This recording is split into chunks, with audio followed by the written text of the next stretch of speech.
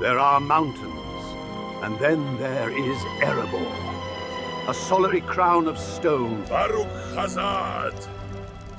Hazad Aimemu!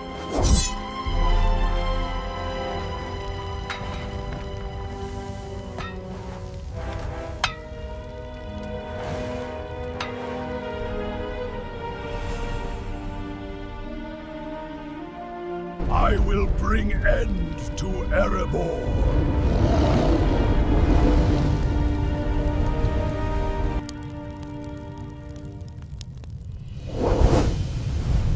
Stand at dawn on the long lake and follow the white thread of the falls with your eyes. Mist gathers in the valley between the mountain spurs. Wind pulls it thin, and for a heartbeat, you can almost see banners where only rock is. The river does not grieve, it moves, but stone remembers. Later songs tell of a thief friend and a dragon's wound, of a king who came from iron, and a city rebuilt where grass had grown over ash. Those are other chapters. This one ends with the knowledge that a world can be changed by the absence of a single Hall's Hammer song. Erebor rose from exile. Erebor shone with craft and law and pride. Erebor fell in fire, but the people who named it home did not vanish into wind. They carried the mountain in their hands and voices until the world bent enough to hear them again. For mountains endure, and so do those who learn to make endurance. In the northern reaches of Middle-earth, beyond the forests of Greenwood and the long waters of the running river, a solitary mountain rises from the plains. Erebor, the lonely mountain, a single vast peak, solitary, immovable, defiant against time. Within its roots, carved by fire and by unyielding hands, lay one of the greatest kingdoms of the Dwarves. Not Khazad-dûm, where Durin first awoke. Not Nogrod or Belagost, where ancient smiths once toiled. But a kingdom born of exile and destined for glory and ruin alike. When most hear the name Erebor, their minds turn to a single tale. A hobbit, a dragon, and a company of wandering dwarves. But that tale is only the final echo of a history far older and far greater. The true story of Erebor is the saga of a people hardened by stone and loss, driven by unbreakable pride, and haunted always by the weight of their own creations. For in the days of its power, the mountain kingdom glittered with treasures beyond count. The smiths of Erebor forged wonders unseen since the Elder Days, and its trade brought prosperity not only to the dwarves, but to men as well. Dale, the city of men that lay in Erebor's shadow, rose in splendor through friendship with the dwarves. Together they prospered in peace, but even the strongest walls cannot bar the shadow of greed, and no hoard of gold, however vast, can remain hidden from the eyes of envy. In the end, Erebor's wealth became its doom. From the frozen north came fire, wings, and death, and in a single day, the mountain kingdom was undone. This is the story of Erebor, the rise of a kingdom carved from despair, the glory of its golden age, and the devastation of its fall. It is the tale of kings and their pride, of halls that glittered like the stars, and of a people who dreamed too greatly, and of a dragon who turned that dream into ash. This is the rise and fall of the Lonely Mountain.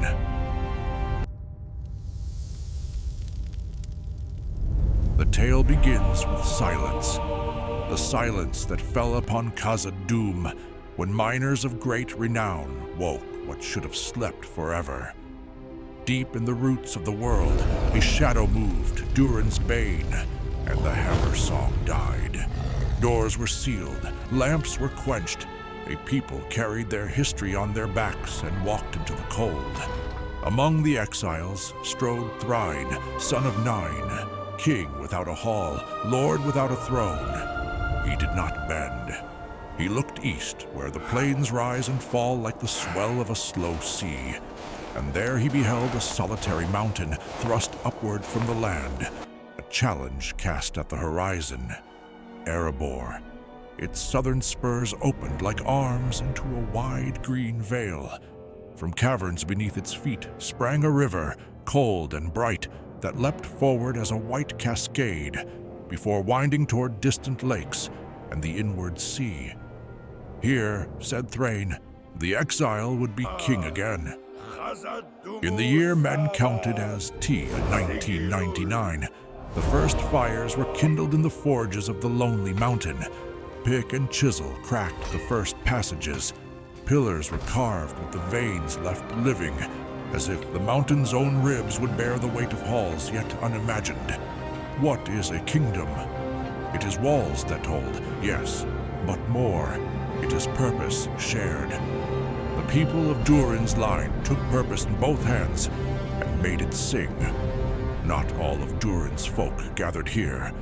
Many turned north to the broad, untapped gray mountains. Others drifted west or east, seeking wages for their skill. But Erebor found a heart, and deep under living stone, a wonder waited. They found a jewel like winter's breath made light, white yet burning within, as if snow learned to remember the sun. The Arkenstone. The dwarves named it the heart of the mountain, and in it they felt something more than wealth, a right, a promise, a binding of kingship to the stone itself. A kingdom's strength is not only its vaults, but the paths by which life flows to and from it. Erebor sat upon a knot of such paths. North and west lay Greenwood the Great. To the northeast rose the Iron Hills, like a bronze-backed rampart.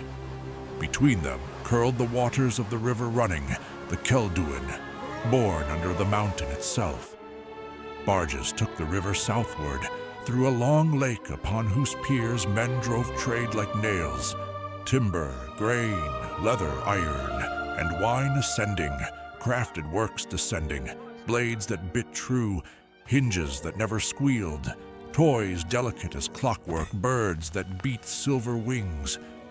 Farther east, the river flowed into the Sea of Rune, where merchants spoke half a dozen tongues and counted in weights older than kingdoms.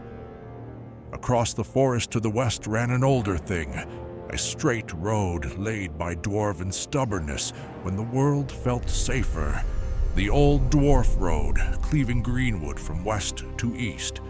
Even as shadows gathered in later years, its line endured, a memory cut into the earth. Erebor was not alone. It was anchored to a world by water and by way, and through those arteries prosperity moved.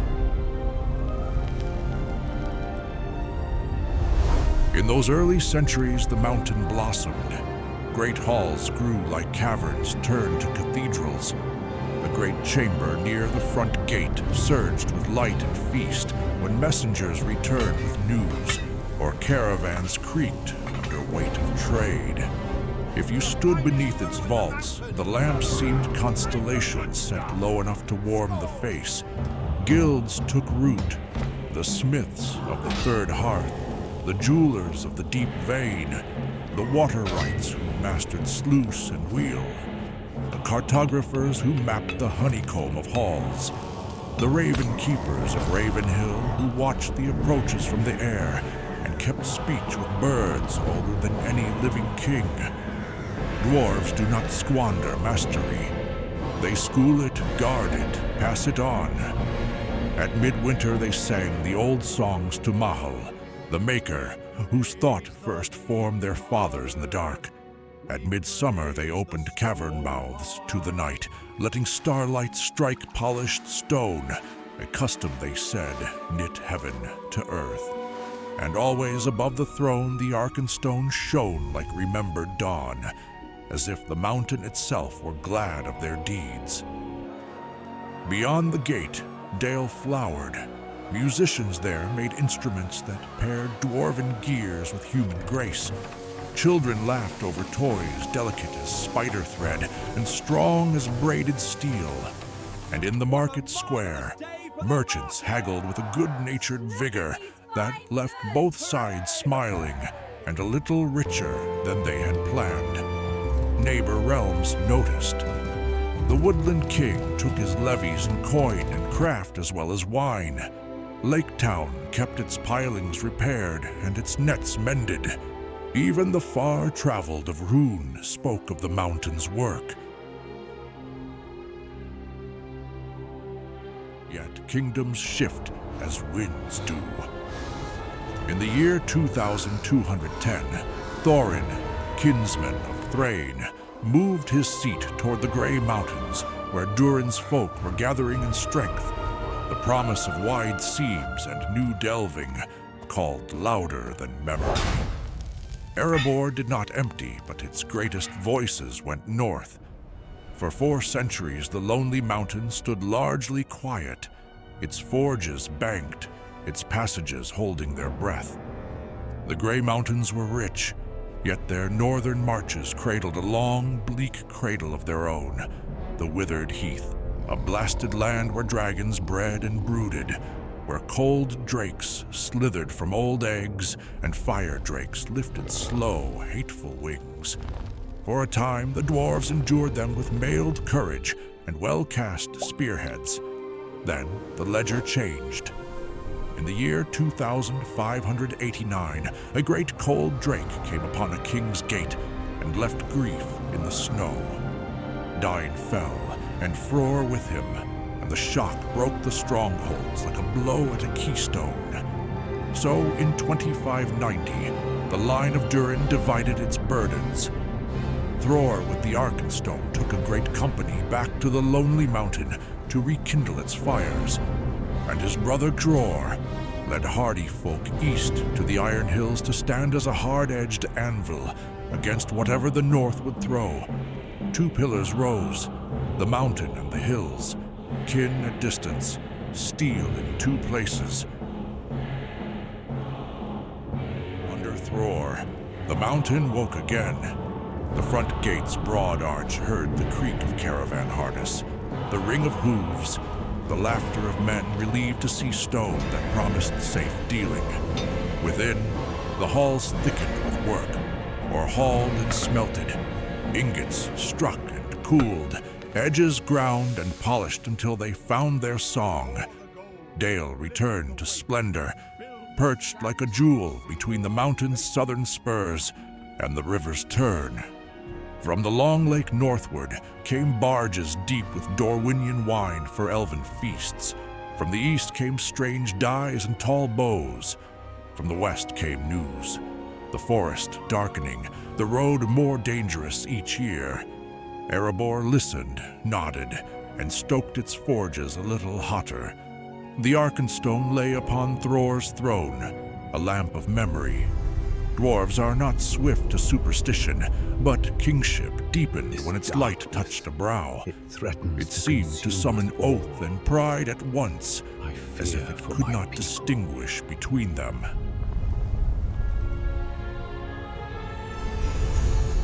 Strength comes from steel, endurance comes from order. Erebor kept both. The King's Council met in the Great Chamber, masters of guilds, captains of the watch, the river wardens who oversaw the sluice gates and the turning wheels. Disputes of craft were tried by evidence. Test the seam, weigh the bar, strike the edge against set iron, and count the sparks. Truth was measurable, lies dulled a blade. The army garrisoned in hewn barracks near the gate, mail braid and close linked, helms crested, axes named and catalogued like kin.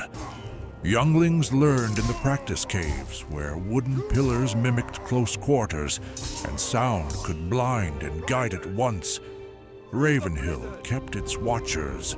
The bell codes could summon a company from the deep galleries to the outer stairs, before a foe had chosen which approach to trust. The water rights mastered channels cut within the rock, so the river's force drove wheels and bellows far from daylight. Vent shafts climbed to hidden louvered eyes on the slopes, pulling breath through the mountains so the deep forges never choked. A kingdom must breathe to live. Erebor breathed with measured lungs.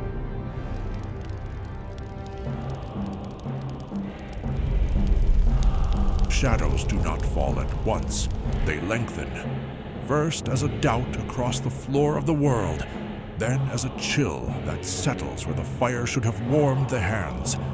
So it was in the years when Erebor's forges were loudest.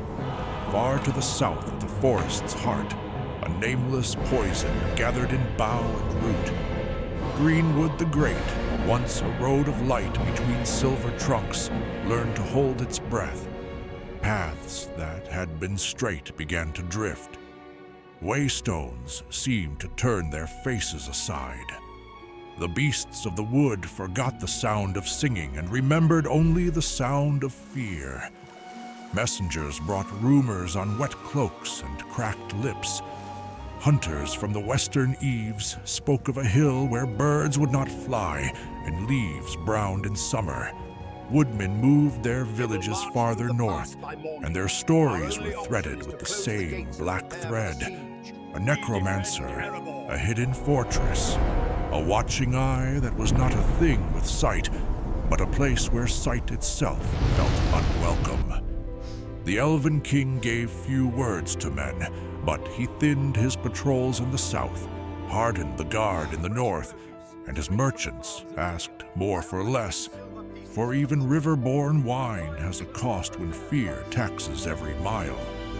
The old forest road, laid in elder days by Dwarven will, still ran its unbending line from west to east. But travelers found that straightness alone could not keep night from walking at noon. Spider silk crossed cart ruts like harp strings, tuned to hunger. Hoofprints vanished between one heartbeat and the next, as if the ground had learned to lie. Those who kept to the river fared better. Water remembers its bed. Yet even along Selduin's banks, mist began to smell of iron and rot when the wind blew from the south. In Erebor, the council listened, because councils must, but also weighed. The river still leapt from the mountain in white certainty. Dale's markets still jingled with coin. Lake Town's piers still groaned under casks. When work is good and ledgers are full, distant troubles look like weather, unpleasant, inevitable, and best ignored. The king's captains proposed larger patrols toward the South Spur Watch. The guildmasters asked whether patrols paid interest. The compromise was steel at the gate, coin in the coffers, and a promise to revisit the matter in winter, when the forges ran cooler and the books were posted. But winter brought other reckonings. Orc bands multiplied in the misty mountains like mold on damp stone. Word came of dwarves ambushed on the western passes, of caravans cut apart and goods scattered like cracked seed. None of it walked directly to Erebor's door. Stone and distance are stubborn friends, and so the mountain trusted both. Stone had never failed them. Distance had always done its work. Pride is not simply boasting. It is the habit of believing in what has, until now, always held. The vent shafts drew clean breath. The water wheels turned. The watch bells answered each other in their old codes. Every signal meant what it had meant for a century. The great chamber of Thrór closed its sessions with the same final chord struck on the same bell, and the lingering ring said, "Things endure." Yet endurance is not immunity. In the south, a name that had been ash learned again how to be a flame. The wise spoke it in guarded rooms. The forest felt it in its nerves. Sauron, once a rumor of a rumor, tested the edges of the world with invisible hands. He did not need to command armies yet. It was enough to make paths, forget the feet that trod them, to make brave men choose the river over the road. and to turn every straight line into a question. Erebor's captains updated their charts. The Raven Keepers at Raven Hill added higher perches and watched the southern horizon for dust plumes that never came. The Waterrights proofed the sluices against flood. The smiths of the Third Hearth increased spearhead production for trade, because orc raids elsewhere raised the price of iron everywhere. Danger became a market condition. The mountain did not sleep, it budgeted. And then there were the smaller signs, the ones councils never read because they never arrive on paper.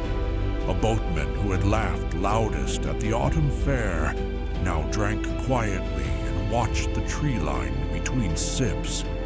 A hunter of the western eaves sold his best bow to pay for 3 nights on a lake town pier, where the planks at least were honest. A child in Dale woke from a dream of a red sunrise that made no heat. Those are a shadow's first adjustments, not armies, not banners, habits. Inside the mountain, the Arkenstone burned with its steady inner dawn. The throne above it cast a long, familiar shadow that troubled no one. Yet even a steady light can blind if one never looks away. When a scout from the Iron Hills brought news of Drake sightings near the Withered Heath, a dragon of the the old council world. chalked it on the board approaches the with the mountain numbers now. for grain, lamp oil, and salt, noted, priced, and put behind the bright wall of things already working. So the shadow lengthened, as shadows do, unhurried, unanswerable, until the day came when it no longer looked like weather at all. From the north, a rumor gathered, first as tales told with laughter, then with lowered voices, then with no sound at all save the shiver of the skin. A fire drake had left the wastes, Smaug the Golden. He came at dusk like dawn turned wrong. Wings beat thunder. Flame drew day across the sky, and then ate it. He fell upon Dale first, roofs cracking, streets a skein of fire. Then he turned to the gate, and the river's spray turned to steam as he stooped. The dwarves arrayed in bright mail, shields locked, voices steady. No dwarf fled the line, but the oldest male in the world cannot be pierced by good intentions. Flame entered where air must pass. Stone screamed. The gate shuddered. When the smoke paused, it was only to make room for more. In the year T, a 2770, the mountain fell. Dale lay in embers, the river kept to its bed, indifferent as rivers are. Within the innermost places the dragon lay upon the hoard, and the pale fire of the Arkenstone drowned beneath a greater blaze.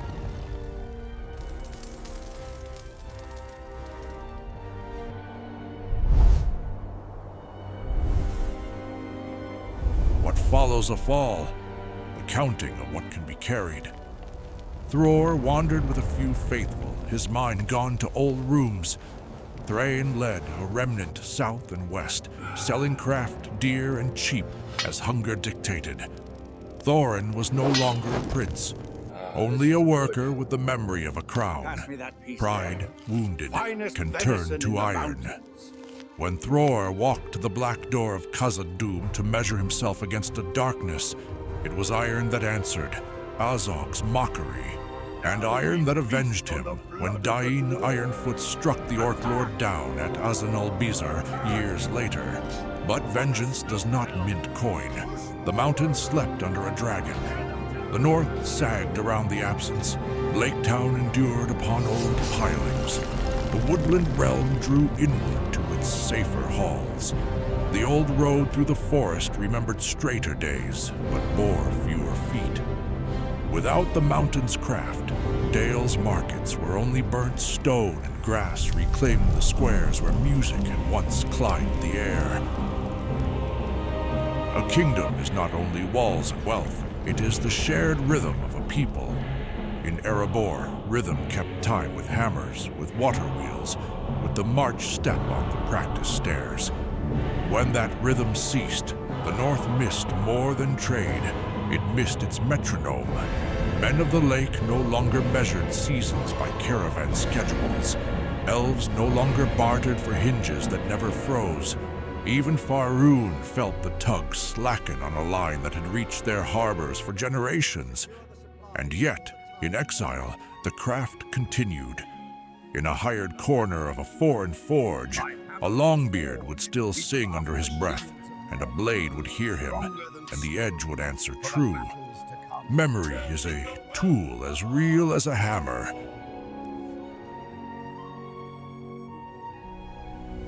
The Arkenstone is not easily spoken of. To some it was no more than a gem, rare, yes, but still a stone that could be weighed and valued. To the dwarves it was proof that the mountain had a soul. When it shone, kingship felt like duty written in light. When it tempted, kingship felt like ownership written in fire. Symbols bind as well as guide. A king who sees his right reflected in a jewel may hold tighter than wisdom counsels. A people who see their hope made visible may forget that hope must be shared, not hoarded. Thus can light cast longer shadows than any dark lantern ever could. Geography writes destinies few notice until the ink dries. An isolated peak is fortress and lighthouse at once. Erebor's river sprang from within, announcing wealth to anyone with eyes. Its roads met like threads at a knot, and northward, dragon roads lay only a flight away. Trade hears rumor, rumor wakes hunger, hunger grows wings. Yet the same geography had once been benediction. River to lake to sea, a silver spine for commerce. Road through wood, a straight thought cut into the earth. Hills to the east, kin within a march's call, iron in reserve when gold grows thin. The crown that geography gives, it may also take. Walk the mountain in memory. Near the gate, guard rooms cut with side slits to watch the approach. The mustering court open to the sound of falls, where a captain's voice could ride water like a chisel on a bell. Within, the great chamber of Thrór, long tables and banners, alcoves where guild masters kept ledgers and iron-bound books, a dais polished by the weight of years. Drop deeper, foundries where bellows breathed like sleeping beasts, mold pits where sand took shape, quenching cisterns that smoked and hissed, turning blades from cherry glow to night. The water rights galleries, shafts for draft, channels for flow, sluice gates marked with runes that told the river how to serve. Storage caverns, grain traded for gems, kept dry and cool. A kingdom that can ride out siege is a kingdom that has already planned for it. Living quarters were not cramped. Dwarves value comfort like a carefully set stone. Family halls lined with braided hangings, hearths deep and stone-lipped, reading niches inset with lamps hooded in blue glass. In work seasons, the bells woke shifts. In feast days, the bells sang different patterns, and the forge fires dimmed to embers so the old stories could speak. And always above, the heart of the mountain. No lamp cast its light, it cast its own. Dwarves who doubted many things did not doubt that. After Smaug, time did not stop. It hardened. Years became ledgers, so many hinges for so much bread, so many cart taxes for a winter's coal. In far towns, a Longbeard's stamp on the tang of a knife still meant something. Edge true, temper honest, a name that remembered a hall the knife buyer had never seen. The iron hills stood like a clenched fist, small perhaps, but one does not laugh at a fist. Their laws were shorter, ore was nearer the air, and work was a prayer said briskly and without complaint. If the north did not fall into chaos entire, It was in part because a certain steadiness held in those hills, the knowledge that, if called, iron would march.